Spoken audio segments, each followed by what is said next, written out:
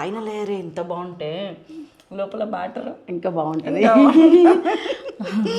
ఏదో ప్లాస్టిక్ కప్లో తింటున్నాను అనుకోకండి. మా గిన్నెలో అడుగు లాగా అనమాట ఇది. అసలు డ్రెస్లు ఇచ్చేసి కేక్ ఉందండి నిజంగా. ట్రై చేసి తిన్న వాళ్ళు మనకు కామెంట్ పెట్టమని చెప్పండి. అంతే ఎందుకంటే దాని టేస్ట్ అనేది తెలుస్తుంది అనమాట. మీరు కూడా చూడొచ్చు కదా. ఇద్దరం ఇంత ఎగ్జైట్ అయిపోతున్నాము ఎలా చేశారు. జస్ట్ ఒక బౌల్ తీసుకున్నామండి, అందులో కొంచెం పెరిగేసామా, కొంచెం బ్లెండ్ చేసామా, sugar and blend, oil blend and vanilla powder, vinegar, milk essence వేసేసాను. మంచిగా బ్లెండ్ చేశాను. బ్లెండింగ్ కూడా అవసరం లేదండి, విస్క్తో కూడా చేసేయచ్చు. నెక్స్ట్ దీంట్లోకి మైదా, బేకింగ్ పౌడరు, బేకింగ్ సోడా మంచిగా ఇట్లా జల్లెడ పట్టుకోండి. ఇప్పుడు మొత్తం కలిపి మిక్స్ చేయండి. మీ కన్సిస్టెన్సీ కరెక్ట్ కాదనిపిస్తే మిల్క్ యాడ్ చేయండి. ఆ తర్వాత rose milk drops, pink colour gel కూడా యాడ్ చేసిన తర్వాత మొత్తం ఒక కేక్ మౌల్డ్లో పెట్టుకొని ఒక 30 మినిట్స్ బేక్ చేసి తీసుకొచ్చేయండి. పైన లేయర్ కొంచెం గట్టిగా అనిపిస్తుంది కదా, దాన్ని కొంచెం గీకేయండి.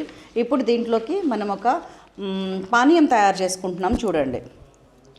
ఇది రోజ్ మిల్క్ ప్రిపరేషన్ అనమాట, క్రీమ్ అనమాట ఇది. దీనికి ఏంటంటే milk, whipping cream, milk made అన్నీ కలిపిన తర్వాత కొంచెం ఎసెన్స్ 2-3 డ్రాప్స్ వేసేయండి, సరిపోద్ది. Cream ready. ముందు హోల్స్ పెట్టండి, ఆ తర్వాత క్రీమ్ వేసేయండి, మళ్ళీ ఫ్రిడ్జ్లో పెట్టండి. ఆ తర్వాత బయటికి తీసుకొచ్చిన తర్వాత మంచిగా విప్పింగ్ క్రీమ్ని పైన పరిచేయండి.